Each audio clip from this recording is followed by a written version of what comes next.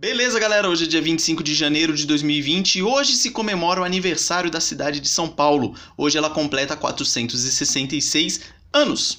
No dia 25 de janeiro de 1554, um grupo de jesuítas, dentre eles o padre Manuel da Nóbrega e o padre Anchieta, que na época era um noviço, eles fundaram aqui na cidade de São Paulo o Colégio São Paulo de Piratininga, que depois veio dar o nome à cidade.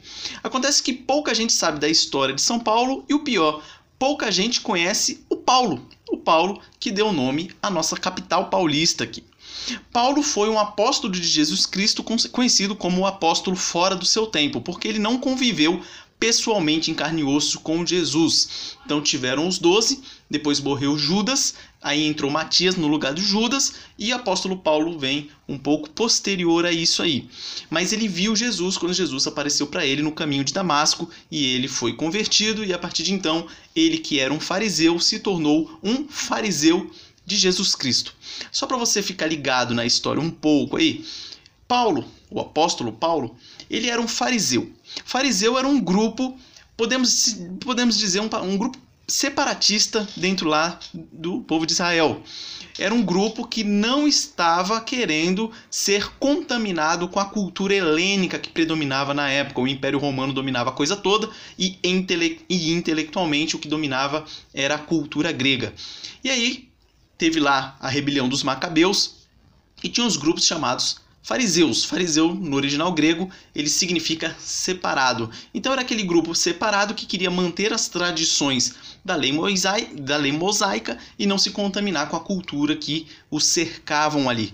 E Paulo era um desses. Foi criado aos pés do sumo sacerdote Gamaliel e era um fariseu ferrenho. Tanto que quando apedrejaram um discípulo de Cristo, o Estevão, ele estava lá junto, observando e consentindo na morte dele. E depois que ele teve um encontro com Jesus, ele se converteu e a partir de então ele se tornou um fariseu de Jesus Cristo. Ou seja, um fiel defensor, mas agora não das tradições mosaicas, mas sim dos ensinamentos de Jesus Cristo. E ele foi um dos grandes missionários aí. Ele que iniciou a disseminação do que então veio a ser o cristianismo na época. Na época, em Antioquia, foi a primeira vez que os seguidores de Cristo receberam o nome de cristãos. E você tem ali diversas cartas, epístolas escritas no Novo Testamento da Bíblia por Paulo. Então ele escreveu carta aí aos Romanos, ele escreveu carta aos Efésios, ele escreveu carta aos Tessalonicenses, ele escreveu diversas cartas ali destinadas aos locais ali e mostrando como é que deveria funcionar ali as doutrinas cristãs.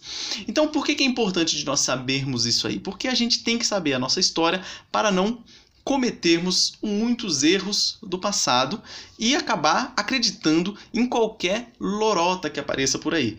Então, é um trabalho que hoje em dia vem ocorrendo aí de quererem sempre destruir as nossas origens. Então, a nossa origem do povo brasileiro, e a gente pode estender para o povo ocidental, é de base judaico-cristã. Muito embora diversos grupos tentem acabar com isso aí. Eu não me espantaria se logo no futuro tentassem mudar o nome da cidade de São Paulo, alegando que o Estado é laico e aí não pode ter nenhuma vinculação com religiosidade, por assim dizer.